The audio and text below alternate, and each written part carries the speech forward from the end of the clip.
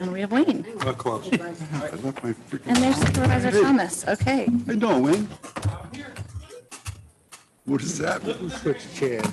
Wayne's World. Okay, we are live on YouTube, and I'd like to call to order our ARPA meeting for June 14th.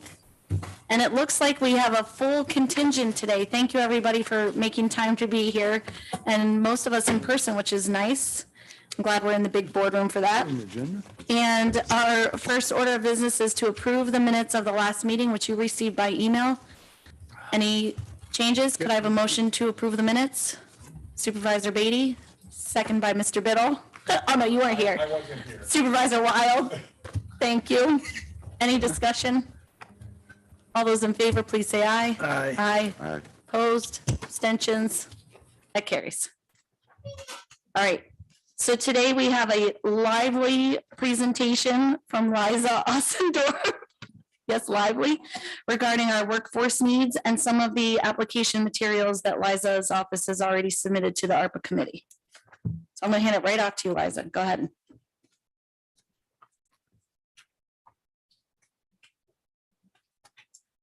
Good afternoon, everyone. Aye.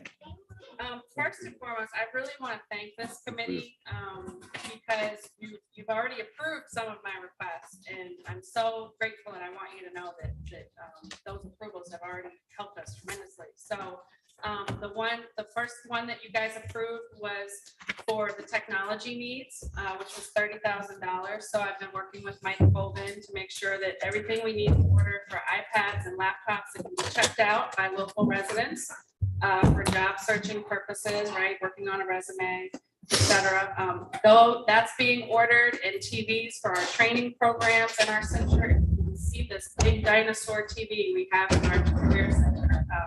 We are so grateful to have upgrades, and it's because of this committee that we're able to do that, and of course, Mike Colvin's help. So thank you. The second thing that that you approved that has been helpful, one of my original requests was that we needed additional help in the summer for our summer youth employment program for a job coach. And what I didn't know many months ago when I submitted that request was that we would have several youth with IEPs, individualized education plans, this summer. And so we need additional help, and this committee and county approved that, and that job posting went up yesterday. So I just wanted to thank you again for that, and we are actively searching for somebody to help us for July and August for the job coach. The other request that you received from me, one of them was for $8,000 to support workforce transportation.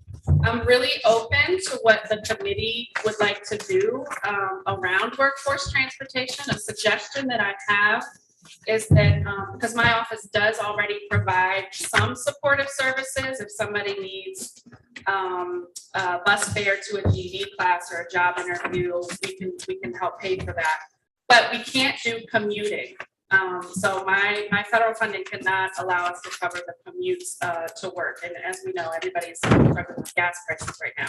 So one suggestion I have for the committee to consider is for us to maybe purchase bus passes, and hopefully with Greater Glens Falls Transit, they're going to make bus and bike passes so that our local workforce can get to work easily, especially in our busy summer tourism season, and we have many youth working and international students. The goal is that maybe those bike and bus passes would go to employers to distribute to their employees. So that's the first request. I didn't know if you wanted to discuss that first, or if you wanted me to go over all of the requests.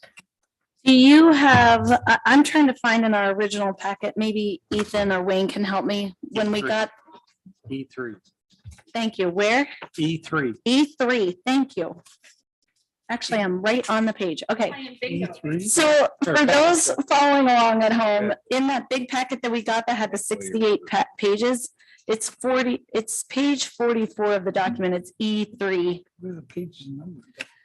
Oh, I got it. Where there was the initial application for funding to cover transportation costs. And that was for $8,000. And are you proposing that for the bus passes, $8,000 to purchase bus passes to go to employers in the county? Okay. But I am open to, committee suggestions or amendments, of course. Dennis? So you buy $8,000 worth of bus passes and you give them out. If they don't give them all away, what happens to them? Nothing? Yeah, they won't expire. They can use them again during, during off season, right? Or next Excellent. summer. Excellent. So they could give them to an employee and ask for the employee to give it back to them if there's any funds left on it, and then they could hand it out to another, the next employer or something like that, employee. Okay, And we can work out some of those additional details with Greater Glens Falls Transit. They're really accommodating. But we know this continues to be a need, and it will also, it'll help save some folks some money, and it'll guarantee, not guarantee, but it'll help make sure our workers, that we retain more workers. Beth, then I'll come back to you, Dennis. About how many can $8,000 get?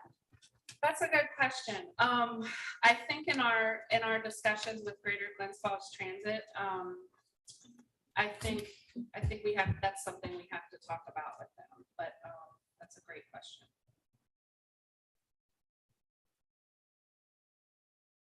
Are you thinking that they're going to give us discounts? I'm thinking, I'm hoping, Okay, I'm hoping, some kind of bundled package deal. I mean, we know that we need our summer workforce, especially to support our economy. okay, Dennis? I'd like to move this. Okay, It's a great idea and well worth it, and certainly need it, and they're here now. I'll second that. second from Wayne. Okay. Discussion. Madam Chair, Yes, Supervisor Wild and and Frank. it's more of a question for Wayne.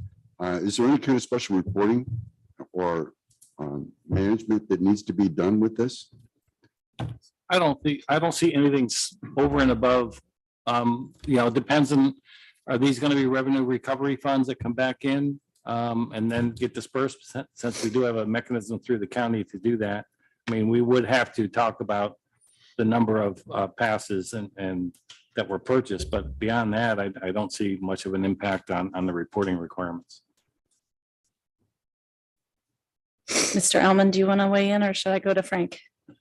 You would go to Supervisor Thomas first. Okay, Supervisor Thomas?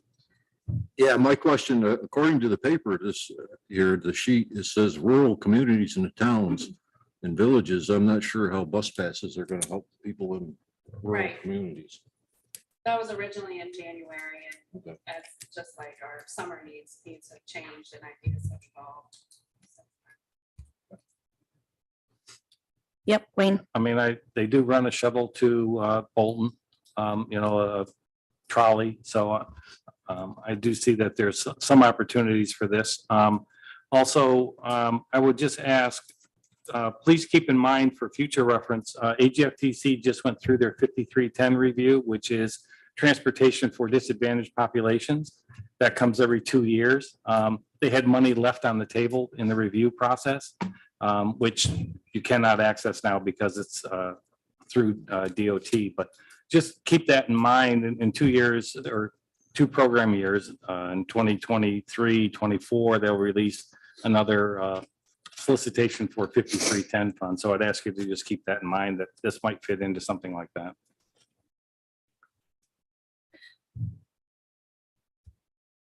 With that? Yep, Supervisor Wild? Yeah, just one more, some quick math. If it's for summer employment, they're probably going to need at least $80 to be able to do that, which means you only have 100 passes to give out. Was that your thought? That there was going to be about 100 passes, or is it going to be, they're going to use it one way and walk the other way? Well, when you look at primarily on Route 9, and the workers who are doing a lot of that hospitality tourism work, many of them, like Six Flags is I think 75% employed now, maybe 80 since last time I talked to them. Many of them are already finding a way to work. This is to support those who are really struggling, who do want to maybe save money on gas, as well as our J1 workers who definitely come here with no transportation. And so I do feel like even if it's only 100 bus passes, I do feel like that will really support our summer tourism. Thank you. If you guys want to increase it to more, that's fine. I think we could always do that if we need to Yeah. later on. That would We're be not the spending. Come back, it's successful. Okay. I'm gonna call the question. All those in favor, please say aye. Aye.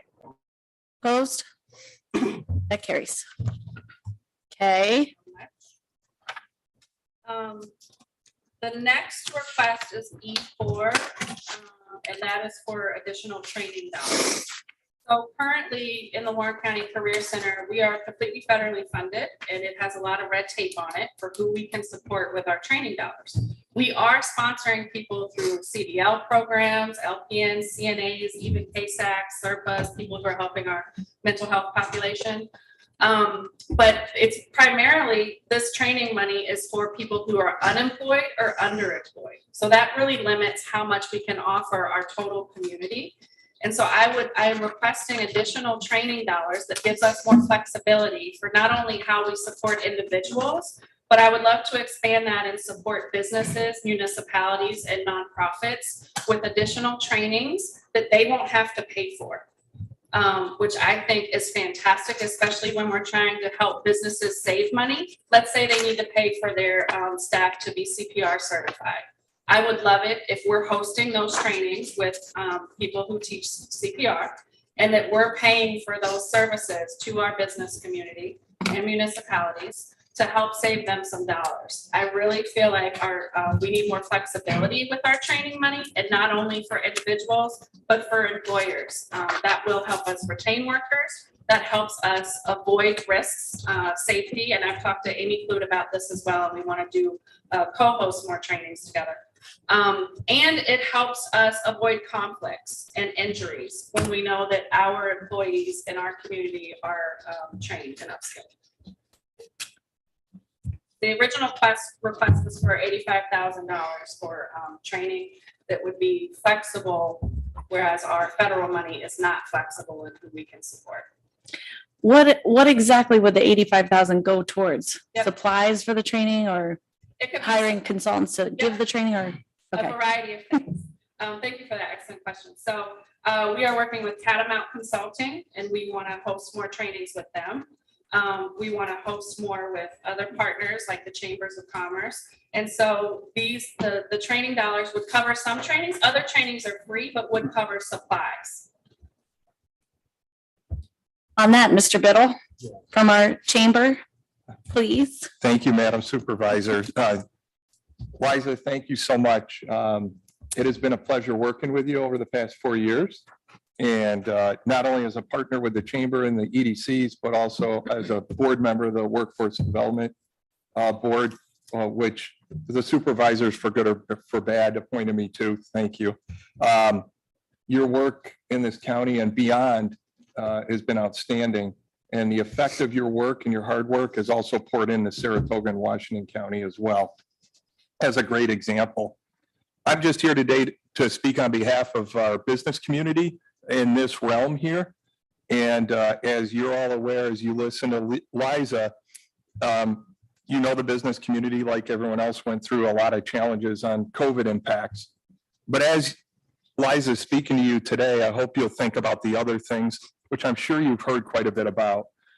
The supply chain challenges that we all face and the shortages that we have throughout the system, not only nationally, but here locally. Has been a devastating impact on our businesses. The workforce shortages continue, and this is where we also really need to partner with Liza and her team on not only getting people employed, but employing them up to be able to get those skills of welding, driving truck, and so many other impactful jobs that need to be filled. No better partner than Liza. We also have a housing shortage for our workforce as well, which I know you're all aware of. Mr. Wild certainly makes a point of that, and I thank you for that at all of our IDA meetings. Lest we forget, Mr. Wild repeats it several times, and I certainly am on board with him on that. And our aging workforce. There are no old people in this room today that I see, but we are not getting any younger in Warren County. And we need to train people up and get them into the workforce. And then something that Liza's team does really well, and we'll be partnering with the Chamber on, is a skills deficit for new and young workers. There's a lot to pull these folks up. We have a population that has graduated school, maybe had a career, and then realized it's not the career they want or need, or maybe a choice was made for them not to be in that career. They have an opportunity to go back to BOCES and also to partner with Liza and her team to spark a second career of the much needed jobs we need in this area. And something that I mentioned to Liza today, as you think about this, is our managers and supervisors. We live in a different world today. We need to make sure that our managers and supervisors are taking care of their employees. That's through training. And that's through managers and supervisors getting together in the same room, telling some war stories, telling how they've had deficits and how they've done better. A lot of that can be impacted through Liza and her team.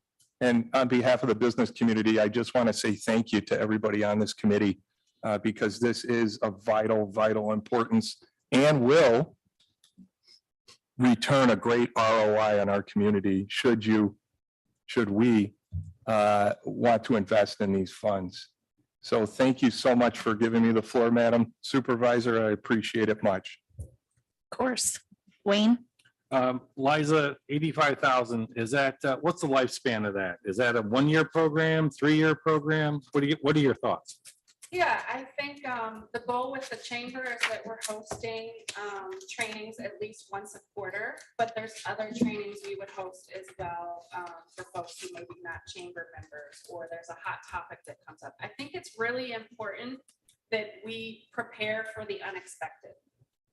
So we don't know when we go into if we go into a recession, which a lot of economists are predicting, how that's going to impact our businesses and our workforce. We don't know what training needs or support they will need at that time. So this original request for $85,000 was, to get these training programs going, and hopefully we could revisit it in the future if we spend that down.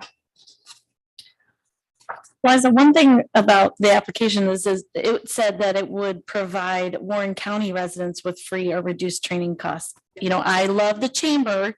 It is, though, a paid membership organization. So if we're providing training, I would want that to be available to people who aren't just in the chamber, Mr. Biddle.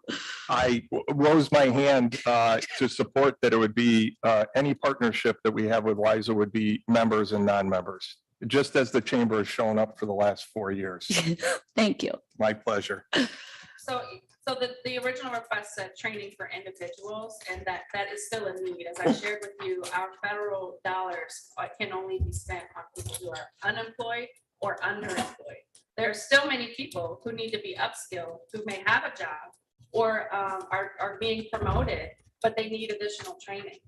Such as management training, that what he was talking about. Yeah, to make sure they have those skills for management purposes. I get that. Okay. So it's for individuals and businesses and managers. Okay. Any further questions? I'll take a motion to bring this to the floor. Thank you, Dennis. Second by Frank. Any further discussion or questions for Liza? Supervisor Wild? Madam Chair, thank you. I'm just thinking about what we did for the mental health issues we have in our community, and we gave $1 million to that team, whether we could do something similar like this instead of going through each individual activity that Liza wants to do. Can we allocate the $500,000 to Liza and her team, let's say over the next 3 or 4 years? Sure, Liza would love that. Tell us, Liza, how many other things do you have? So there's 3 more things I was going to share with you with the committee today. And just to reiterate what I said a few minutes ago, we don't know what our needs will be. And I can come up with programs and services anytime. I love being creative and working with community partners and spending money. I love doing that to help our residents and our businesses. But I really do think we need some flexibility to be able to think about what's coming down the pike in a year or 2 or 3 years from now. And so I think one sum of money does allow a little bit more flexibility, as my team and my partners have shown that we are effective in the work that we do here. Yeah, I think everyone agrees that you're doing a great job. E2 has $1 million set aside for business assistance. Mm-hmm. I think that would be part of that. Yeah, my thought is that we still have, well, there's a lot of money, like a set aside, we're calling them, we don't have a written plan yet, but the set aside is $1 million. So if you put together what we've already allocated plus these, we're not anywhere near that. So, Supervisor Beatty. thank you, Madam Chairwoman. So that would be part of the allocated million. Is that what you're saying, Wayne? Yes, that would be my recommendation. Yeah. I could probably buy into that. Mike? Holy mackerel. Madam Chairwoman, the numbers here that Liza has under E add up to 500, I believe, I didn't take my shoes off, but I think $532,000. Okay, So I'm just backing up what Supervisor Wild had suggested to put forth on the floor. And that's just the programs that you've expounded upon here. Right, there's also E12, which is $250,000 to support what your concern was, Mr. Biddle, was getting more young people into our trades programs and our jobs that baby boomers are retiring. I need to hire additional help. I have one youth counselor, and I need to hire additional help to start doing that work. And then I'm confident that long-term, post-ARPA, we'll be able to see the importance of that and find funding for that elsewhere. anybody else while I whip out my calculator? Yes. I think, further than what Mike said, that we would do, I'd recommend we do something similar that we did with Community Services Board. And we set aside, I don't know, half of that E2, money, and ask Liza to come in with basically a 2-year work program of how that funding would be utilized as an integrated package and instead of separate allocations. Just a thought. That's fine, but I mean, she does have her work program set in front of us, at least for these particular items. She was talking about flexibility and that. I know that too. I mean, we could say,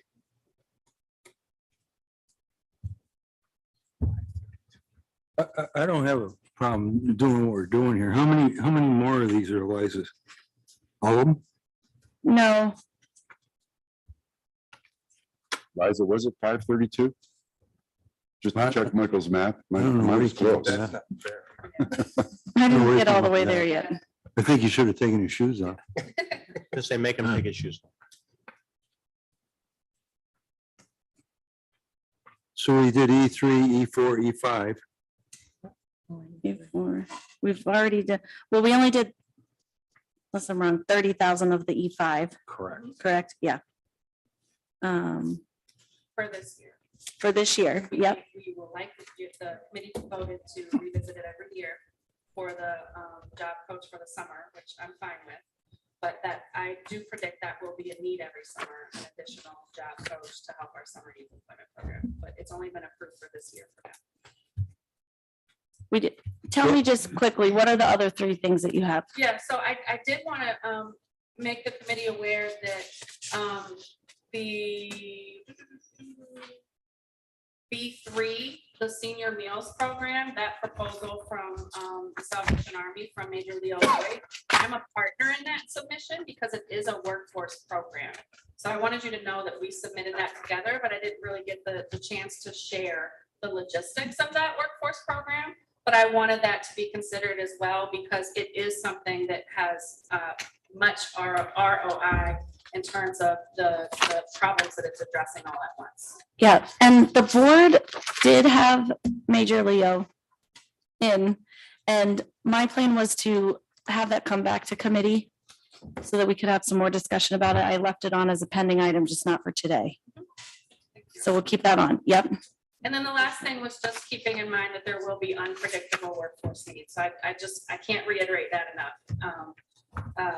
I'm already planning for a recession and how that impacts our businesses. Not only that, how it impacts nonprofits. People do not donate money when their portfolios aren't doing well. So these are things I just really encourage the committee to keep in mind. As if we do go into a recession, there will be other workforce and business needs that come up that maybe aren't addressed or requested today. So I'm gonna try to put a proposal out there that we approve. I still have a motion and a second on the 85,000, right?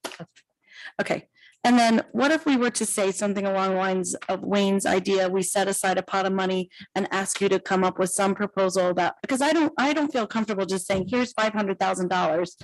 We're gonna let you spend it however you want. I mean, we could pass a motion today that says we're gonna put aside $250,000 and have Liza come back to us with a plan for this ability to use the money in a flexible way as we move forward. You have me totally confused here. Was that tough? It didn't take much. E4, we've made a motion and it's on the floor. We haven't voted. Yeah, it's still on the floor. Yep. Okay. We're talking about E5, right? It's $150,000. She's gotten 30,000 already. She does. So you're talking a balance of 120,000. That's for the next 4 years. Yep. I think we should set it aside, and if she has an issue, it'll be there for her to draw on. For that particular item, Yeah. would you be open to that being flexible for other purposes? Yes. As long as we're notified. Mhm. Okay, I have I'm no gonna problem with that. I'm gonna call the motion that we have on the floor so that we Okay. can kind of set that aside. If we need to change it, we can. But we have the motion for the 85,000 for training, which is E4. Is everyone on the same page about what we are voting for if I call this? Okay, all those in favor, please say aye. All right. Aye. Opposed? That carries. Thank you. Do we want to do a set aside of the remaining balance of at least that training? I'm sorry, the summer employment? I would make a motion, we grant her we've given her the 30,000. Right. I would make a motion that we set the 120,000 aside for her to be able to draw on. Okay. For future workforce development and leave it flexible. Yes, She has to come back to us with a plan. yes. I'd second that. Okay. Any discussion on that murkiness? Yes, Supervisor Wild and Thank Mr. you. Biddle. I just wanted to get Liza's feedback in terms of whether that's enough to keep her going this year for everything that she might have a dire need to address. So just the 130,000 for this year, It's 120. 120, sorry. That's for following year. I am concerned about that not being enough if I am hiring for another person to work with the school districts and and both the trades request within the 250,000. So that was E12. 12.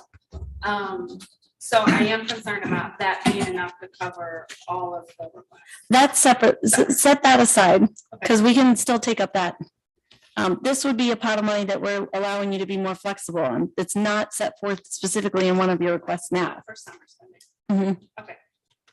So this would be for one. Dennis is taking it out of summer spending, but leaving it flexible for you if you need to use it between now and next summer. Got it. So this is for 1 year. Mhm. Yes, I do feel like that is helpful.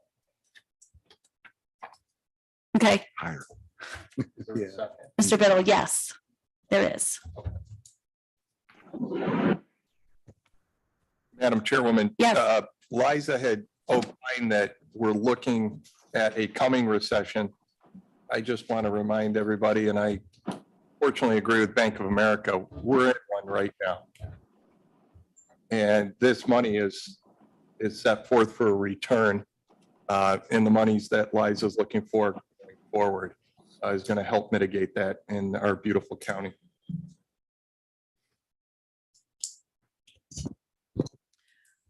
Call the question. This is on the 120,000 for workforce development. This is just a set aside. that you need for that, so it's depending It'll, on where you- part of the resolutions should say that she'll come back with a plan for Correct. what she wants to spend it for in the next year. Correct. All those in favor, please say aye. Aye. Opposed? Okay, that carries. Do you want to talk about E12? So we're working with our workforce board to figure out a more formal system to work with our local school districts. I'm going to talk about this a little bit more in Monday's Economic Growth and Development Committee. But every school district, their enrollment is down. And that's concerning for a number of reasons. But we need to have a formal system for where we're making sure that the young people in our community are getting not only a job fair, right? I've been doing job fairs at the schools, but that they're getting career exploration, that they're learning, they're meeting the businesses in the community. I want to make a more formalized program where every grade level has some sort of career exploration between middle school and high school. And I will be working with the school districts and BOCES on that. But we need additional help. I would love to hire another person. Particularly, I'd love it if somebody who has union experience or great relationships with the unions to make sure that we are building a pipeline from our schools to our local and demand industries as well. And healthcare is a big one also. Healthcare, manufacturing. We already are doing a lot of hospitality training for our tourism department, but I need additional staff. So this is the $250,000 would be primarily for staff to run the program, and how, I think Wayne would want to know, how long will this cover? So this request is to help cover the salary of that person over the course of the 5 years of ARPA. Okay.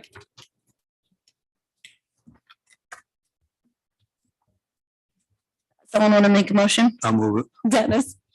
Thank you. Second. Supervisor Wild, is that a second, or do you have questions? No, that'll be a second. I'll hold my question until later. Thank you. Now's the time. Go ahead. No question right now. Mr. Biddle? Did you have something? No, ma'am. Okay. Mr. Beatty? Yeah. There's a lot of reasons why school enrollment's down. I'm a former board member, and I can tell you categorically, Queensbury's had a decrease in student population for 15 years in a row. And there's a lot of reasons for it, yet the town of Queensbury has been the only town to grow every year. So someone can say, well, Queensbury's growing, we got less students every year. So I asked at that time, his name was John Dwyer. He was head of the seniors community, Queensbury seniors. I said, John, what are you seeing with the enrollment of seniors in Queensbury? He goes, oh, geez, it's off the chart. We're up 25, 30% every year. The reality is Queensbury is growing with older people. We have a number of downstate individuals from New York City, from Jersey, from Long Island, that retire in their 50s. They're state employees, they're county employees down there. They were those type of employees. They retire in their 50s and they move up to Mecca, which is Warren County. So I don't blame them a bit. Come on up. But the reality is, their kids are already out of college, already out of high school, and most of them are out of college. They're 55, 58, 60-year-old people, nurses, teachers, policemen, firemen. My brother's a physician in town. He's not retired. But I used to ask him, what do you see? He goes, oh, I see retired. He just listed them off. I see retired policemen, firemen, teachers, and so forth from downstate up here. So our school systems, will they ever come back? I'd probably have to say doubtful. I'd say 14, 15 years isn't an anomaly. It's not a trend. It's a reality. We're an older county. That's okay. We do have young people, obviously, but not enough to sustain growth. So Queensbury will continue to grow with older people. Average age in Queensbury is much older than Glens Falls. Ironic, isn't it? Glens Falls is a much younger population, and their student enrollment has basically leveled off, whereas Queensbury student enrollment, it still dips. So I guess the point I'm making is, I'm a huge believer in the trades. I think that is an area we can do much better as a school district, as a county, to encourage more young individuals to get involved with the trades. And the trades are one of the higher paying positions in today's world. Let's face it, we all need a plumber or electrician. It's almost impossible to find one because they're so busy. And they make, a mechanic makes $60 an hour. Okay, those are all vital areas. So when she asked, Liza asked for $250,000 for an individual for 5 years to kind of be the conduit to these schools to get them even more on board. Now, I know BOS is very involved. I can tell you that from my experience in the school board, but I'm all for this. I'm all for this, and I'm a pretty tight penny pincher, but I'd support this $250,000 for 5 years for one position.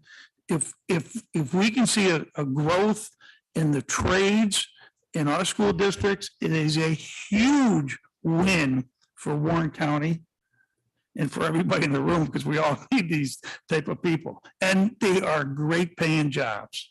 They really are. And I think that's the big, a lot of people don't realize. I was talking to Miss Miller at Miller Mechanic about a year ago on the topic. She says, Doug, I'm starting welders off at $75,000 a year.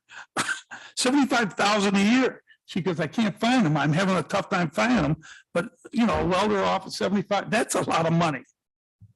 And that was a year or two ago. So I'm fully supportive of this, Liza. And I think anything we can do to support trades in Warren County is a win for all of us. So that's my 2 cents on that. Thank you. Just a minute.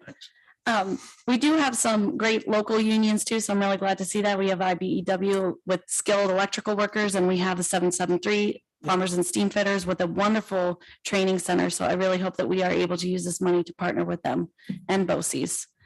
I have someone from the public. If you want to speak, come up to the podium. That way people on Zoom can hear you too. And then Supervisor Sieber, understand that you wanted to say something. So I'll call on you next. Hi, I'm Pat Holly from the Warren County resident. My question with you, speaking of reaching out and getting a new employee for our seniors in high school, what about our counselors, high school counselors? I had 2 that graduated from Lake George. They're 30-something now. One is considering moving out of.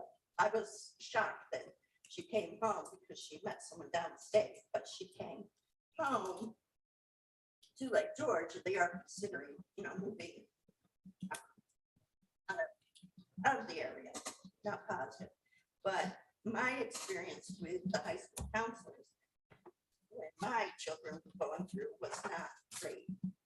So, I'm not sure what work you do with high school counselors, but that would be.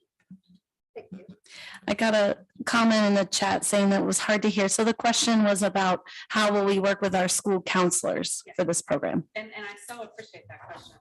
Thank you. My youth counselor already works with guidance counselors, but we want to expand that. We know that the schools are overwhelmed, right? They don't have enough guidance counselors. They're dealing with mental health challenges. They don't always have time to be doing career guidance and career fairs for our youth. I've worked in the school system for 14 years. Every school employee wears about 5 hats. We need people designated for career exploration for our young people. And in my professional opinion, that is a lot for schools to manage. And that's why I want to partner with them and have an employee who specifically is responsible for that.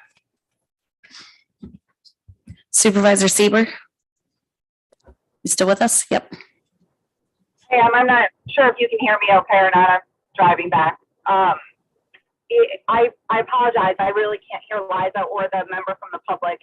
And I think Supervisor Driscoll mentioned that on Zoom. I don't know if something's up with the podium microphone, but that's thanks, Claudia. My question is just about the position itself, you know, ARPA funds have been really specific to try to avoid paying for full-time, and I apologize if I'm like yelling on your end. I don't know how it's coming across, but ARPA's really specific on not paying for positions, rather consultants. And I'm assuming you have a job description that lines out what we're looking at and some goals and objectives with this position, and I'd like to get behind it. But we have been really trying to pay more attention just to the idea of, okay, when we're creating a position, what's going to happen at the end of the 5 years? Are we going to then let this person go if we can't pay for it? Will the county then bring it on? But I know ARPA had some limitations on full-time staff. So if you're talking about full-time at $50,000 a year, we're having problems recruiting people at $50,000 a year at the county. And is that to also include benefits? Or will this be a consultant? Will it be shared? I guess I'm just looking for some more details, which we could certainly have before the next board meeting. And like I said, I'm happy to support it, knowing those details are coming. But I wondered if you could shed some light on that, or perhaps our county attorney would like to address the positioning of those funds for full-time versus consultants.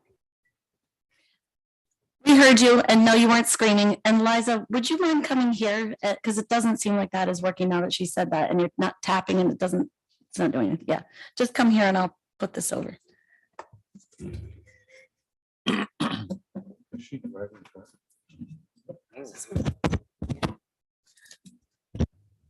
Thank you, Supervisor Sieber, for that question. Working with civil service and HR, they would have to draft the job description and determine the appropriate salary and grade based on the job duties. I do feel confident that the return on investment will show the value of that position over 5 years, to where we could in the future revisit how we are funding that, whether it is federal dollars, which have hopefully continue to increase around workforce. We are getting an additional $50,000 for this next program year. And our federal grant is up for reauthorization. So I am confident that this position is so valuable that we will find a way to pay for it beyond 5 years. Now, certainly that's up to the county to decide whether they agree with that or not, but I'm confident that the return will show success with our young people. And you will work with civil service to come up with a job description before this goes for the full board, because I know there Yes. will be other supervisors who want to see that. Yes. Okay. Any further questions? Supervisor Wild? Thank you. My hand gets up faster than yours. Yeah. It's a question for Wayne. Wayne, what are the limitations to this when it comes to full-time employees, if there are any? Right at this point, I can't answer that. We can look it up, and while she goes through the process of doing a description, I think Ethan and I can go through it and look at the regs.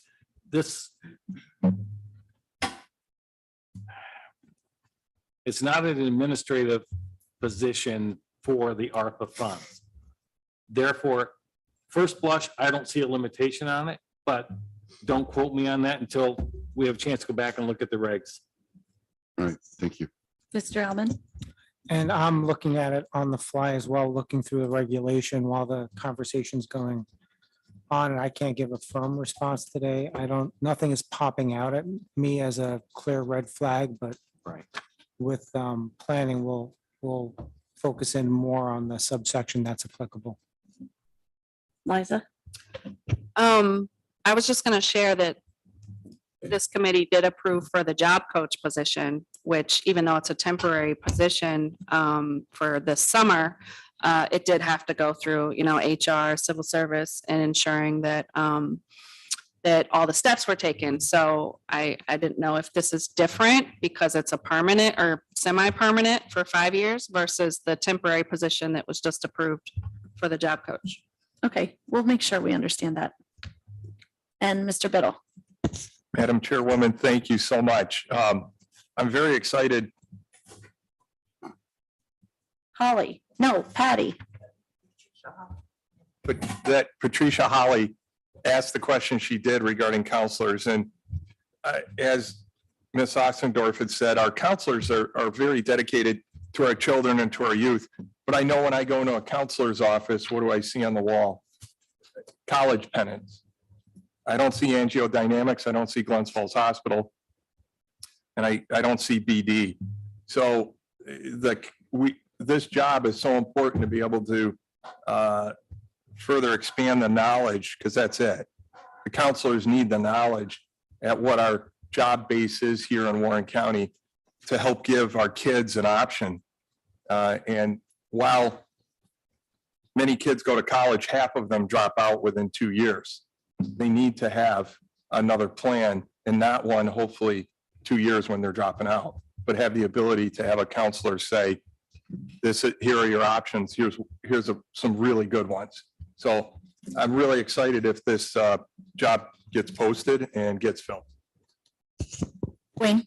I like the idea, but I would ask that we carry this as a pending item to the next meeting until Larry, Ethan, and myself have a chance to look at the regs and say, is this a viable use of the funds? I mean, I'd hate to have Liza walk out of here thinking, oh yeah, this is going to work. And then next week we say, according to such and such reg, we can't do it the way you proposed it. So let's work on this and bring it to the next meeting. And hopefully we can make something work. Supervisor Wild? Madam Chair, would it make a difference if it was a temporary or a full-time position? I can't answer. And then maybe we can just get moving forward, because it takes months to hire someone and literally months to get through the committee and board process.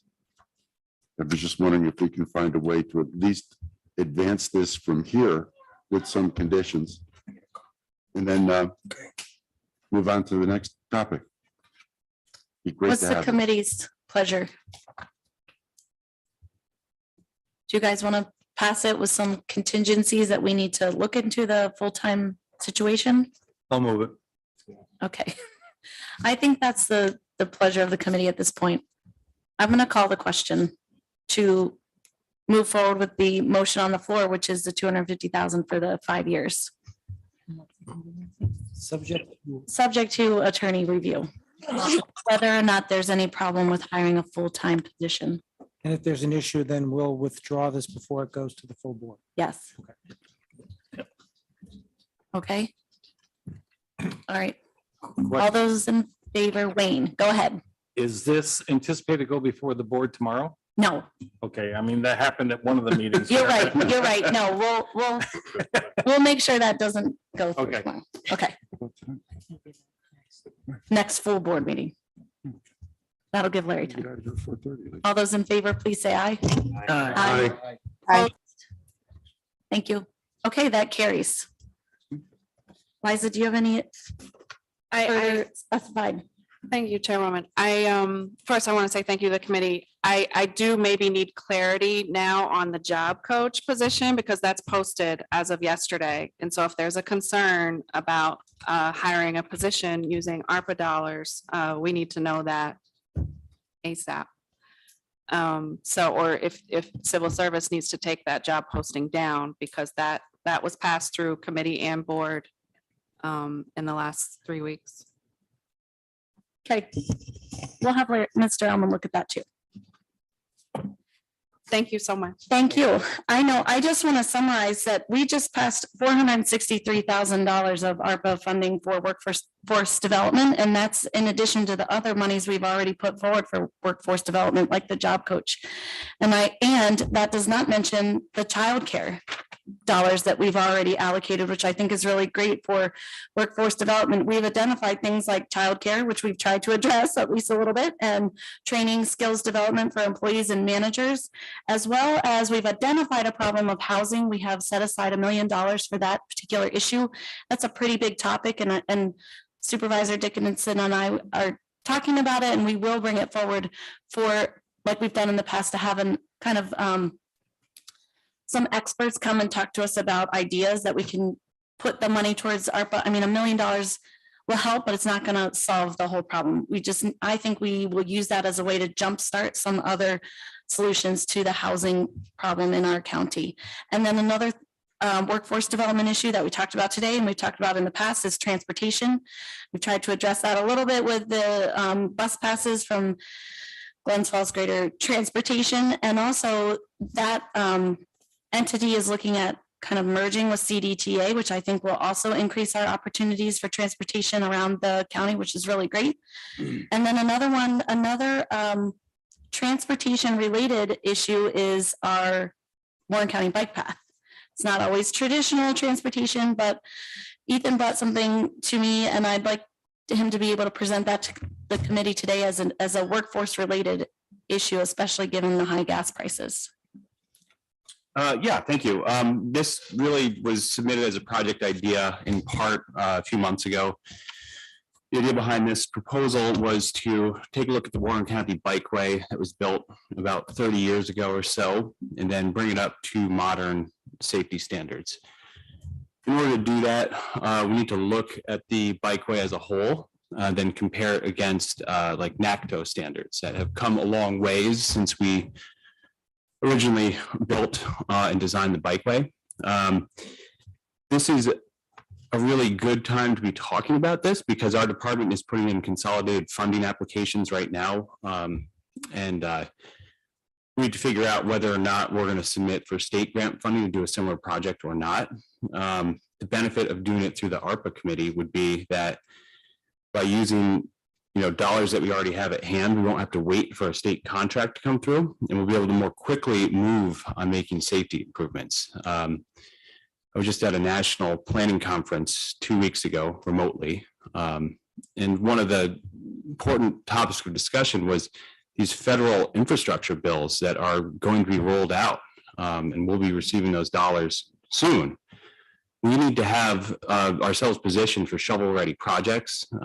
So if we using ARPA dollars to look at the Warren County Bikeway as both a workforce development initiative as it ties in with Liza's bike share program, but also a really important piece of community infrastructure that kept a lot of people healthy and sane throughout the pandemic. I think the ability to congregate outdoors and stay active was very important for our residents.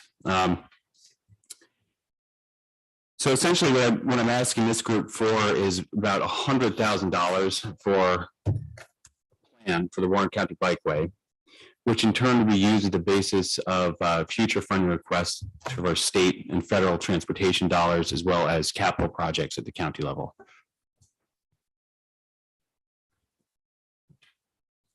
The alternative being that we work with our economic growth planning committee to put a consolidated funding application in, or alternatively wait for a potential funding source from the federal government in perhaps August. You had mentioned about that federal funding source, and I asked you if we were to manage to get that grant, could we then pivot and use this money for other things, such as implementing actual recommendations in the plan?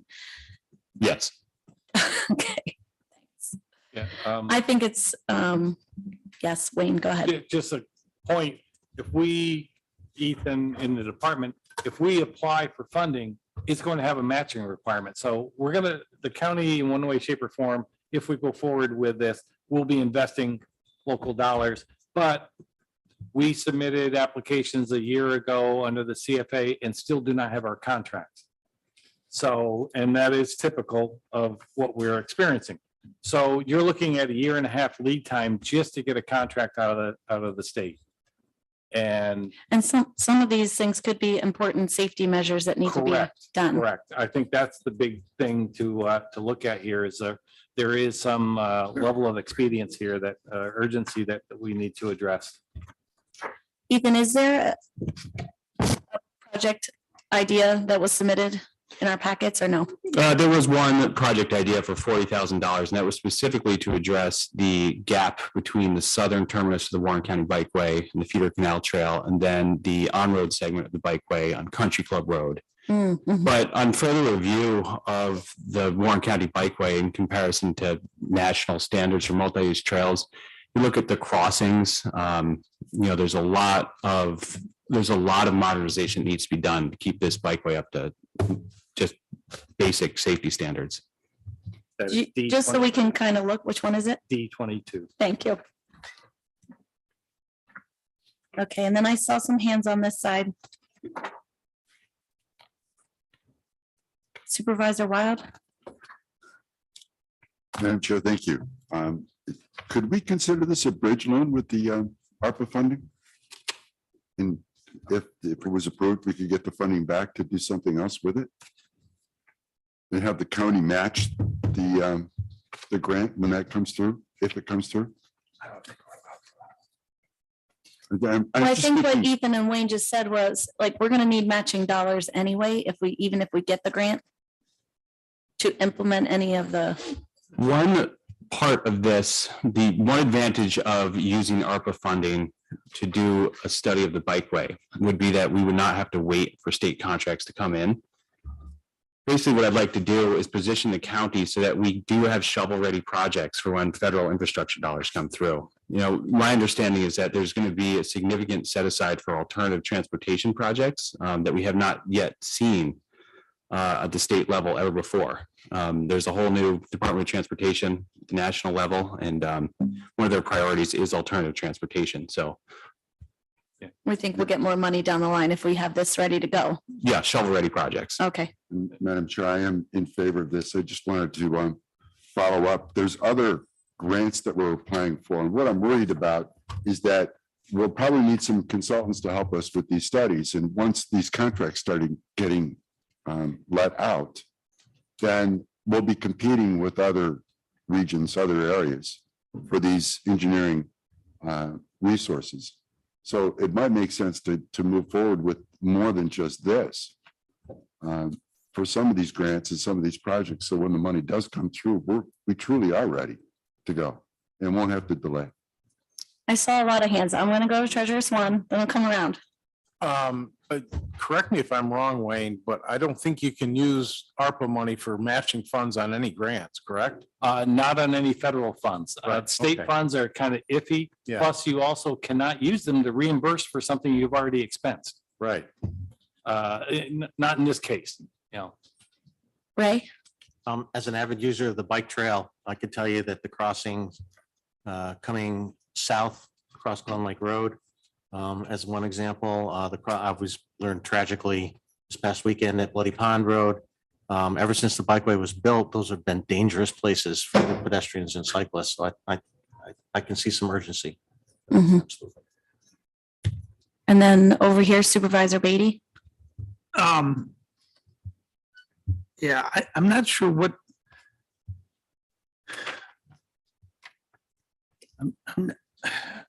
I'm not sure, I'm not clear in my mind what changes can be made, for example, at, say, Bay Road, okay? That's like path and Bay Road. Hang on, Ethan, okay? Then maybe you can help me. We have flashing lights at Bay Road, we have crossways, we have a stop sign. That would be the only thing left at Bay Road that we don't have. So if that's what we're saying here, that we need stop signs at all these bike areas, then, but go ahead, Ethan. Yeah, Ethan, and just, I think that the primary, or I guess the first thing to do would be to get a consultant to give us the recommendations for safety improvements all along the bike path. Everywhere from Lake George all the way down to the wastewater treatment plant in Glens Falls. Go ahead, Ethan. Yeah, I'm not going to pretend to have all the answers on what modifications we could make there. But the NACTO bikeway standards, we just hosted a complete street seminar. I spent a lot of time evaluating bike facilities. In my past career, I worked, helping to develop multi-use trails. I use multi-use trails in a lot of places. And there's a number of new technologies out there that we could use for Bay Road, for example, not to get into the weeds. You could do something like a pedestrian activated light, right? So if there was, Right. or even just, enhanced signage showing that there is a crosswalk there, better striping. It could be a raised crosswalk. There's a number of things. I mean, But most of them. Yeah, and I'm more than willing to show you some of the resources and a few example plans where they have evaluated like the different levels of investment that you can make and different design alternatives that there are. And I've got a number of resources that I can sit down with you and just walk through. Well, do we need a consultant? I mean, I think you've got a lot of the information. Wayne. I would love to, but I don't think Wayne would let me. Supervisor Seaver. Thank you. I think it's really important that as a committee and as a county, we recognize the tragic loss that we had over Americade and also the other incidents and crashes that we've seen and been experiencing as a community. I don't think that's your reason for bringing this up, Ethan, at this meeting. I think it's just a coincidence that we're having this discussion. So I want to be clear on that. But I also want to highlight that we have paid a lot of attention to the bike path over the last 2 years, and that our facilities and our superintendent of public works has taken the time to work very closely on a study and to look at what some of those safety implications may have been. We've done research on how many signs are on the bike path and where we can improve even, year round. Supervisor Beatty has been a strong advocate for, are there parts we should be plowing? Are there parts that we should be looking at that perhaps have some hazard issues? But I would say this should be a priority, but I think it should be a priority of Warren County. When I'm looking at what's here in terms of ARPA dollars, I guess you could make the argument under effective service delivery to restore public sector capacity. You could stretch it, under a couple other categories as well. But I don't know what we're really looking at in terms of dollars, and what I would be very hesitant to use this as matching funds for anything. Again, I'm concerned over the way the ARPA dollars can be combined. But I want to be really clear that we have taken the safety concerns and questions that have been raised to us over the last 2 years incredibly seriously. And it is something that we should put in the forefront of our minds, but perhaps it needs to be with the full force of immediate review from the Board of Supervisors as well. And our county attorney should probably be making that a priority given the recent incidents too. Yeah. Go ahead, Ethan. Yeah, thank you. Yeah, given the timing, yeah, I don't want to give anyone the impression that this is some crude attempt at, gathering support for bike safety. It's really pragmatic. The consolidated funding applications are due at the end of July. We just need to know what our workload is going to be like in the department, whether or not we're preparing those grant applications to get the money versus, reaching out to this group and directly, getting the funding to do the project now. And then for some of the categories, I touched on public health, addressing a variety of physical and mental health issues related to COVID. We can, support healthy living environments in neighborhoods as one of the public health categories. Some of the economic impacts could be supporting COVID impacted businesses in the tourism, travel, and hospitality industries. A lot of our hospitality groups depend on outdoor recreation and tourism to keep their beds filled. There's a number of different ways, and I've researched other communities that have used multi-use trails, used ARPA funding for multi-use trails as well. And do you want to make a motion for 100,000 from ARPA towards the bike path? Ethan? Yes. Sorry.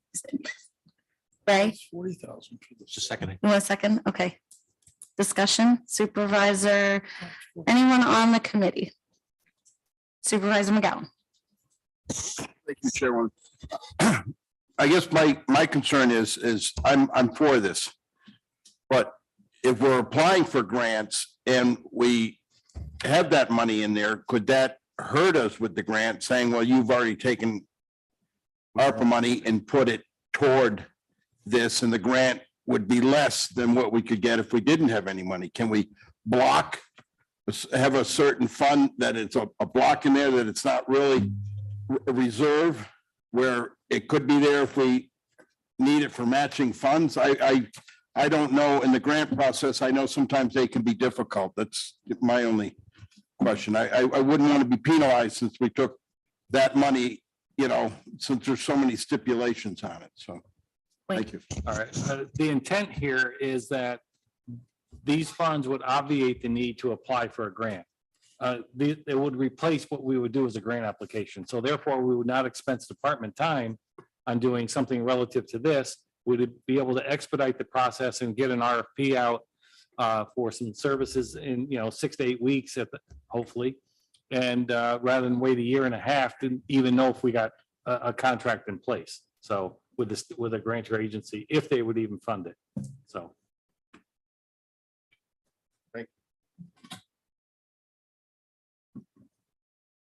Supervisor Dickinson. Are you checking to see if I'm awake or? I know you're. I have no questions. I'm good. Supervisor Wild. What reserve would this come out of, or bucket of money? ARPA. Is it, yeah, I know it's ARPA, but. No, I think it was, what did you say? D22. Is what then? Infrastructure? Infrastructure. Okay. I'm in support of this. Thank you. Frank. Does this take care of D22 and D25, or are they still on the table? Yes, Yeah. it takes care, yeah. What's D25, Frank? Bikeway safety improvement. Peter Canal. Oh, okay. So it's part and parcel, kind of Okay. combining them into one. What's the total of those two line items? I can't see that. It was 80, Total. yeah. Okay. So, Supervisor Seaver. Thank you, Madam Chair. Wake up call. There's no doubt this is important. I have a procedural question of two. One, I would very much like a chart that everyone else is referring to that I don't see online, and I don't see this item on our agenda. It was just handed out this morning. We need to keep in mind that when we hand out information, it's a public document. I'm sure our clerk would be very, thank you. I think Brad needs one too. Very interested. These in are, making sure it's we've had public. these for weeks. This new one? That's just today. We got it Is there an updated. update? Yes. Okay, so Same you're number. telling me have we added anything to it in the last couple weeks? This should have the thing that you were asking me about earlier with the senior center. it's the one that was emailed to you. Okay, so just a point of clarification, we are open meeting laws. I'm sure our clerk wants to comply with them. I'm sure our county attorney does, and it would be very helpful to have this information made available to the public as well as to us as supervisors. So thank you for the form. I don't see it on the agenda that's in front of me today. I think this is a very, very important topic.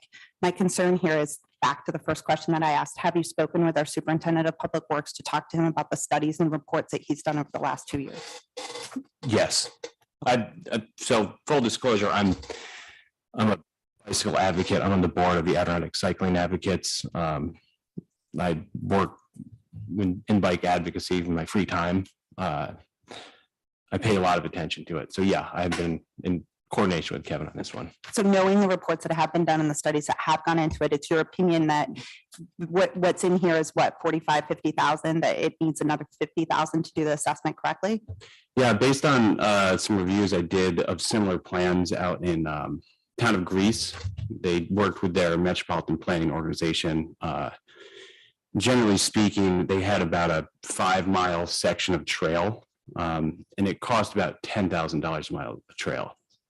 So I spoke with the planner who was involved with that study. I looked at the plan, I evaluated it compared to what we have at the bikeway, and it was like, this is a good fit. The way it was written gave very clear direction for how to make improvements, and it lined up with a lot of the different grant funding application programs that are out there.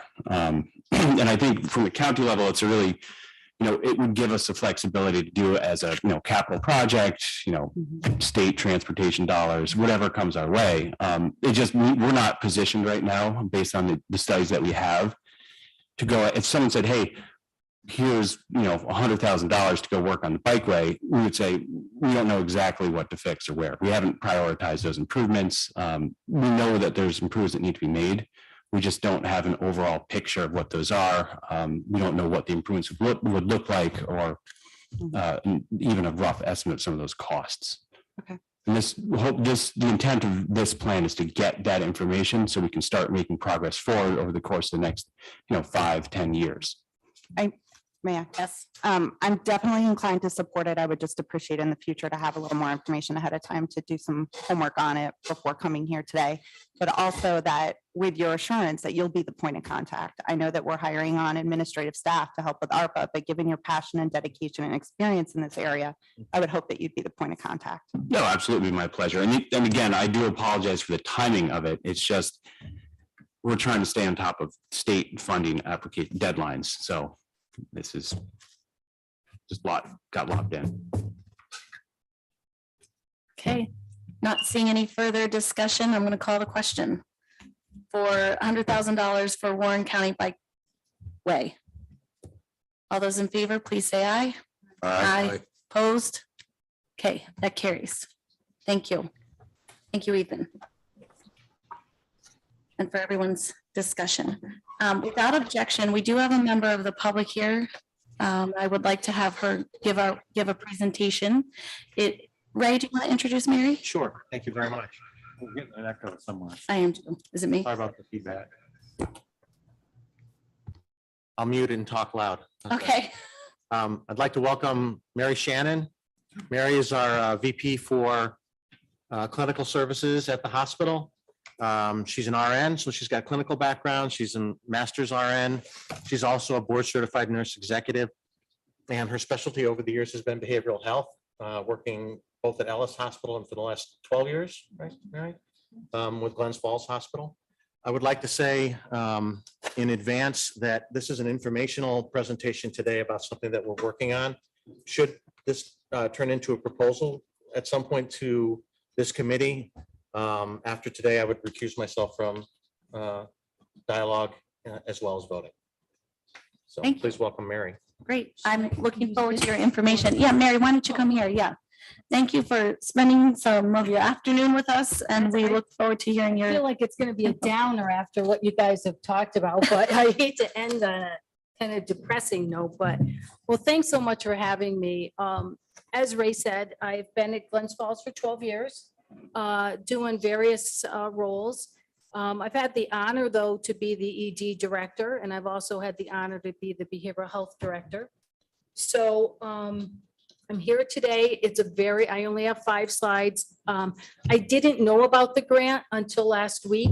So I don't have, a budget. I don't have, a lot of information. So today is just me talking about the pandemic, within the pandemic that's happening at the hospital with behavioral health patients. And really just hoping that I could come back at another time and talk more about it in depth. So. Well, on that note, I don't think we'll have a lot of time today to go over the online application forms and the other documents. I would like to be able to say to the public that that application is out there, available as soon as we can get it up and live. And then we had talked about last meeting that we would leave it open for 45 days, and that would be the initial application deadline. So I don't think we need anything further unless anyone has any discussion items about that process, which is what I would ask the hospital to do, is to submit an application just like everyone else through the live application form. That's Supervisor Wild. Madam Chair, what's the deadline date? I know it's 45 days, but do we know the date? We don't, I don't need to know today. We'll get it out there. Yeah, we'll have Don post some info on it. And we actually have our finance department starting the application. So, because Ray had given us a copy. Okay. So, yeah, no, go ahead. I just need it advanced. Oh, sorry. That's okay. We have had a very challenging time with the pandemic, not only for behavioral health, but obviously for medical patients. But what we have really struggled with is the increase in psychiatric patients coming to the emergency room. We initially had a real lull. We didn't see anybody. It was actually very concerning. They just stayed home. And we were kind of worried because, we see quite a few people. And for the first few months, we didn't see a lot of psychiatric patients. We also heard that they were not comfortable, a lot of these folks, with telehealth. So we started seeing people not get any treatment for several months. What then happened was that patients started coming back into the emergency room, and what has gone on in the last year or so has been pretty alarming. We have doubled the number of psychiatric patients we see. We're currently doing about 400 adult psychiatric evaluations a month. And probably more concerning is we're doing about 200 pediatric crisis evaluations a month. This has really put a huge strain on our emergency room. Our left without being seen of medical patients has gone up. Just to give you an example, 3 weeks ago on a Monday morning when I walked in, there were 19 psychiatric patients waiting for evaluation, placement, a treatment plan. So it's been very challenging. If you see the second bullet, what's happened is that about 6 years ago, we created a 7-bed crisis unit. And we have totally outgrown that. So what now has happened is we have to go into other areas of the emergency room and place these patients. We have another 4-bed unit in the back of the ER that was our crisis unit before our new one. So we can probably fit 11 patients, but we've surpassed all of that.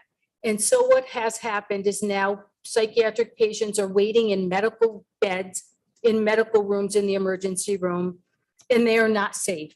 They have tubing, they have oxygen, they have things that can be thrown, but we have nowhere else to put patients. So what we do in that case is we assign a staff 1-to-1 with that patient in that medical room.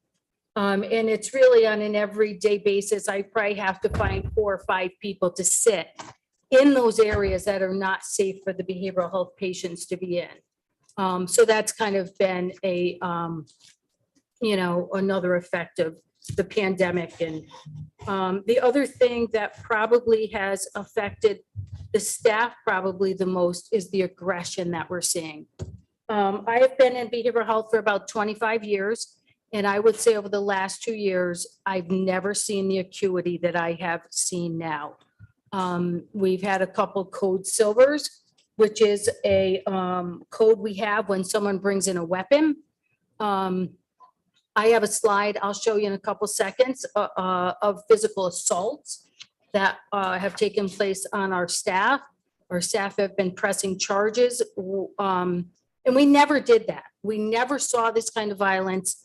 We have an awesome relationship with the Glens Falls Police Department, and unfortunately, we have to keep calling them to help us in the emergency room. The other, someone said something. The other issue, which I'm very passionate about as a mother and as a parent, is there is a lack of children and adolescent beds in the capital region. You may have heard Ellis closed their 16-bed adolescent unit. And I am really proud to say that we are the only unit and the only service that has not reduced their capacity. Albany Ellis closed a whole 18-bed adult unit. Albany Med has decreased their beds. Everybody has decreased their beds except Glens Falls Hospital. But we are struggling. The volume is high and the violence and the aggression is an issue. So as far as the kids, we have housed kids in our emergency room for weeks. And I don't see Rob York here, but I call Rob often or Linda to help me get these kids into a safer, more therapeutic place. Our crisis unit is 7 beds, but the rooms are tiny. They basically have a bed there, a chair, and nothing else. And we have, there's a 9-year-old in the community and a 16-year-old in the community who that is where they go for respite. And we see them almost weekly. And so that is a crisis. So you just flip through, thank you. This is the average length of stay that behavioral health patients are staying in our emergency room. It starts at 2019 and ends, I think it's the first quarter of 2022. The big blip in the last quarter was someone who stayed weeks in our crisis unit. But as you can see, the trend line, we are currently at people staying over a day to 1 to 2 days in the crisis unit to get their evaluations. We have an amazing chairman. He's a board certified adult and child and adolescent. He is the person who manages the treatment in the crisis unit. He does an amazing job, but he's only one person. And when you have that kind of volume, it takes time to get these patients through the emergency room. So that's how long they're staying. If you move to the next one, thank you. This is just, our baseline is the blue line and our orange line is the number of hands-on events that have happened since the beginning of COVID. This does end in January of 2021. And I'm sorry, I didn't have a lot of time to get the data, but the trend has remained. We are putting hands-on patients more than ever in the emergency room because of the acuity and violence. And so it's really striking. And it's really impacted our staff tremendously. So, and again, without the Glens Falls Police Department, the sheriffs, Warren County, Washington, we would be in a bigger situation, but they are all amazing and help us with these patients who get brought in from the community, having, had domestic violence or just mental breakdowns in some way. So that's that. And if I go to the next one, these are assaults. These are assaults on our staff. And the orange is the increase we've seen over the last couple of years. The first section is total injuries, and the second is OSHA reportable injuries. OSHA reportable is any injury that requires more than first aid. We have had some significant incidents. We've had people punched in the face. We've had a lot of employee injuries in the emergency room, so much so that a lot of the nurses have actually left. Right now, our emergency room is staffed with 65% travel nurses. That's because we have lost so many nurses who just don't want to work in that kind of environment anymore. So if you go to the next one, even before I heard of the grant, I had been working on an action plan. And the first thing I need to do to really improve the throughput of the emergency room and keep everyone safe is I need to relocate the current crisis unit. It is only 7 beds. It's not enough. And so I had already started working on that. And I continue to look. I do have a plan where I can move them. So it'll be a bigger space and it'll be a safe one. The other thing, my second priority is when our crisis unit is full and we have to go out into the other areas, it is very hard for me to separate children from adults. I do my best. I make sure there's not a sexual predator, with a child or a violent person, but it's a juggle every day to keep the behavioral health kids and adolescents away from the behavioral health adults in the emergency room. With my plan, I will be able to do that, which will be more safe for everybody. And the third thing is to really create an adolescent unit, a small adolescent unit, so our kids don't have to wait in the emergency room for weeks. And that's kind of where I am. Again, I didn't bring full data, but I'm just grateful to have an opportunity to tell you what's going on. And, I just want the safest care for everybody in the emergency room and in the behavioral health areas. Well, as you warned, that is kind of depressing. I'm sorry. I apologize. We It's, do appreciate you working on the problem. Yeah, thank you. Thank you. Supervisor Sieber. Thank you, Madam Chairwoman. how soon can we get you back for a proposal on how we can fix and help and Thank you. aid the my concern here in saying that is what we keep talking about, seeing mental health instances increase and the concern and the rise across the board Yep. of calls to the police, calls to hotline numbers, and then obviously being really aware of what happened during COVID. I know our local colleges, and we talked a little bit about high school reaction, but I think our colleges are talking about being able to put together programs of stackable credentials and micro credentials that will focus on crisis intervention and response. And the more, my point is, the more we train the high schools, Yep. the more we train the colleges, the more we train our service providers to know what to do, how to do it, and respond, the busier you become. Yep. And the less capability you have to meet those needs. And COVID alone already pushed it over the top. Yeah. So as far as I'm concerned, ARPA money is designed exactly for this type of proposal. And I'm hopeful that we will make this a priority. It will be on the agenda and we will see some type of an ask in the very near Thank you. future. Thank Thank you for all your hard work Yeah. and what you're doing at your You're hospital. listening to me. I did meet with Bill Steck with the sheriffs. And, you know, even the law enforcement, they're struggling too. They don't know where to bring people. You know, they say it's not bail reform, but it just seems like there has been an increase of them bringing patients where there's, you know, that have acted out in the community and there's nowhere else for them to go. And what happens as an ER nurse, I will be with, you know, the law enforcement officer and, you know, they basically take the shackles off and then I'm with the person, or not me personally, but you know, the nurse and the ER doctors are with them and they're on their best behavior until the sheriff's gone, you know? And then when we say, okay, now it's time to change and now you're going to go in the crisis unit, it just, it gets ugly, you know? So it's such a multifaceted problem. You know, you have the lack of kids' beds, you have the violence in the community. It's very complicated. So and I realize any money we could get from the grant would only be a fraction. Our vice president of philanthropy, Cindy Sherwood, she has toured the units. She understands the breakdown in the emergency room because the medical patients, there's not enough beds for them because of the psych patients. And she is also planning, you know, a fundraising project too. So this is going to take a village, you know.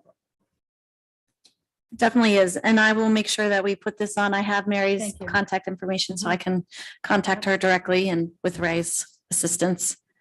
We can put this on as a Thank you. pending item. Supervisor Wild. Madam Chair, thank you. I thank you for the presentation and the work you do. We've also given Rob York $1 million out of Okay, good. ARPA. So if there's a way that you could show how this pieces together, Yeah. I think it would be helpful getting it through the Yeah, whole board. we don't do any of the outpatient anymore, and I know he's trying to get an ACT team, a children's ACT team. So we would be working with him, definitely. Yeah, So we do real crisis and inpatient. Thank you. So speaking of pending items, you want to close that? I was just gonna out? say, Mary didn't mention it, but we talked about it, and I know it doesn't sound like the kind of tour that you might want to take, but anybody that is interested in coming and seeing the crisis unit and seeing how things are Yes. managed there, we would be happy to organize it, make sure it's safe for you, Yeah, and have you come and see what's going on. I offer tours all the time because I'm really proud of the work that we do. And I think it's important for people to see, especially with the kids, if a child is there a few weeks, really to see. I mean, I'm putting social workers in the unit and rec therapists, but I think it's important for people to understand what that really means. But yeah, call me. I'd love to show you. Great. Thank you for All that. right. And thank you for your time today. Yeah, thank you. Yep. Thanks for And all having your me. work. Yeah. So speaking of pending items, we'll put that on. And also I do want to note that there aren't any pending items, but we as a committee did discuss that we would keep some pending items on. So I'll make sure in the future that that is listed under that pending items on our agenda, which includes the written ARPA funding distribution plan, the senior meals program that we mentioned earlier. We do have outstanding responses to the RFP that we issued for tourism related ideas. Also, we need to come up with criteria for scoring the applications. And I just did quickly, 45 days out from today is July 29th, which is a Friday. So I think that that would be a nice, firm, clear deadline to tell people that that is the date. Okay? It's July 29th. Yes? Already on the calendar. It's a big day. Is the application up now? I know we had believe it linked is to look up. at it. I've looked at it, but I don't know that it's live. It's live. Is it live? Yes, Ethan. So we had the opportunity to put the survey online. Sarah Frankenfeld put it on a really nice user-friendly format. We got some awesome comments on it. We incorporated those comments. So I think really it's, if anyone's had any comments the last time they saw the link, it was distributed to the committee, I think on Friday.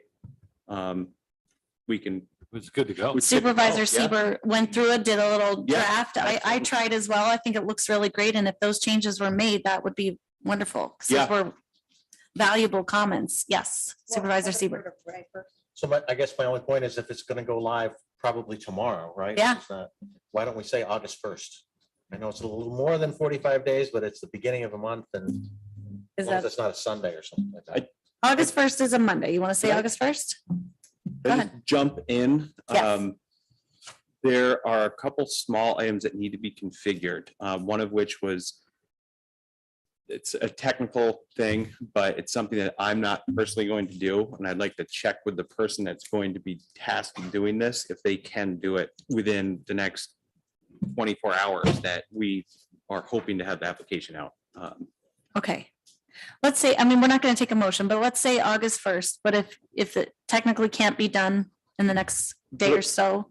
Yeah, I mean, I don't anticipate not being able to do it the next day or so, but I can't speak for the person that is going to be tasked with doing this. Okay. Yes. If just, I'm happy to defer this to both of you as co-chairs but I do think that the two of you should probably come up with some language and intro on the page that says, hi, thanks for applying. And these are all the great deadlines that are coming up and when you can expect to hear back and just some basic, like, user-friendly language. Yeah. And then at the end of it, as well as, thank you so much, we appreciate your application. You can expect to hear from us after August 1st. We hope to be making these decisions within a 60-day, 30-day. I think we need to be very mindful that some people's calendars start October 1, others start Jan 1. So not to wait too long in terms of making those decisions. And then will we be looking at these on a rolling basis? Are we going to wait for them to all come in? That's the type of information I think that applicants would be benefited by knowing. And then those technical changes. But if that's something our co-chairs could work closely with you on, Dennis and Claudia, if you guys don't mind. Yeah, we can do that. Speak for yourself. But yeah. We will. Yeah, Supervisor Seaver, those are exactly the small details that we need to iron out before we can launch this thing. And it's not a lot of work, but those are little details that we need to make sure that it's good to go. Well, I think it's a great idea. It looks really nice and it will be helpful on the reporting end. We'll have all of it electronically submitted. And then one final pending item is pay to county employees. And since our last meeting, I have had some correspondence with our county attorney. And I am not prepared today for a proposal. If anyone wants to do that, I'm certainly not going to stop that discussion from happening today. We can keep it on the list as a pending item. Treasurer Swan. In reference to that, my office worked up cost factors on that. Would you like to have that sent out to all the committee members? Yeah. For the discussion? Yes, So that we know please. what we're talking about dollar wise? Okay. Yes. Yes, Okay. to everybody, the whole committee. Yep. Yep. I have not seen that. Yeah. Wayne. Can I talk about something else? Yes. Okay. I might have to leave in a minute. I'm sorry. All right. Well, I'll turn it over to Dennis. I'll do that now. We took action on E3. E11 is about the same thing through AGFTC, that if we're looking at the summer workforce, the J1 force, this is something that would address that. So is that something that? What is there 20,000 for differently than what Liza wants? It's free passes, basically, for the J1 workers. What item are you looking at? E11. Edward. why don't we reach out to AGFTC or Greater Glens Falls Transit and see Okay, I mean. if what we've no, given to Liza will be, Didn't we they are talk- still asking for more. Didn't we talk about this before? We didn't authorize this. No, I know that, but we did talk about it. Yeah, we did. We did. I'll make a motion that we do it. Wait, I mean, it's just do we have a second? students are here now. Yeah. Second, Mr. Agnew, Thank you, Ray. discussion, 20,000 to the Greater Glens Falls Transit. I said I was For the deferring purposes the of- chairmanship. For the purposes of. Bus passes. Yeah, as they identified in their Just section, as right? long as we get rid of it, I don't care.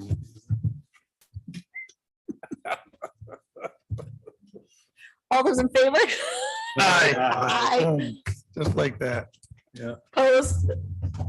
Thank you, Wayne. Sorry, Wayne, sorry about throwing a wrench in it, but it's time sensitive.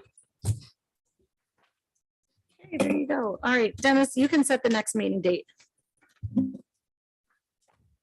All right. unless we have any further business. I don't have any. Ethan, No business, but I did just get a text from Sarah, who will be doing the technical end of the grant application launch.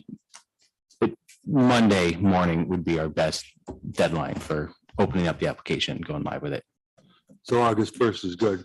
I think we'll keep it August 1st. Yeah. Yeah. Okay. Could we also? I'm Yes, Supervisor Seaver. Thank you. I'm not sure who I should be asking. Chair, I'm Supervisor bowing Dickinson out. Or Supervisor Chairman Bramer. Dickinson. Your Chairman Dickinson, just give a shout out really quickly to Sarah. The application was, I really enjoyed walking through it, but I really enjoyed the digital signature. Yeah. I thought that was a nice touch, and we're moving into the tech era, which is wonderful for the county. But I also would like to see if the committee could please ask the county administrator's office to work with our public information officer and do a heavy PSA, public, our press releases, and on now our Instagram, our Twitter, our Facebook, our website, everything we have to get out information about this application process. That would be agreeable. It's agreeable. I'll take care of it. Thank you. Chairman Dickinson, I don't know if you want, we do have a few YouTube comments if you want them before you adjourn, or. Yes, please, Don. We have one from a Kim S. who wrote, I think Liza's proposal would also benefit students who have limited resources and home experience and give them exposures to opportunities for long-term skilled employment. Thank you. Kim S. also wrote, the Glens Falls Hospital Crisis Unit has been an asset to many of the families and individuals we work with. Thank you. And a JP Fasano wrote, and this was during the discussion of the bike path project, a median is another alternative at Bay Road. That's what we got. Great. Thank you, Don. Anybody else have anything they want to say, do? Motion to adjourn. We're adjourned. Set the meeting date. Thank you. Oh, Okay. the date, we need a date. Excellent job. Mr. Give me one job, and I didn't do it. Why? The You're next- consistent. 2 weeks from today is the 28th. Are you going to be able to get any of this stuff together, Wayne, by the 28th? Well, we won't have any applications really to move forward with, so. I think we leave it at your call. Well, we got some other pending items that we can. go Yeah. forward with. Yeah. So I think, yeah, What'd you say? we have other pending items that we need to deal with, so Right. I would really like to see, Yeah. 2 weeks, the 28th. 28th, 3 o'clock here. So. Be here.